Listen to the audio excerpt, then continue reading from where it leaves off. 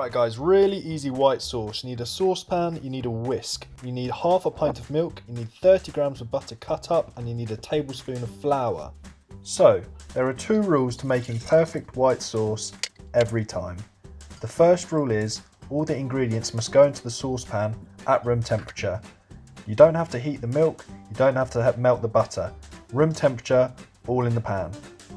The second rule being, you have to stand there with the whisk and pay attention to your white sauce. Constantly whisk. Do not take that whisk out of the saucepan. You should be standing there for a good 3 or 4 minutes, just spinning and whisking that sauce.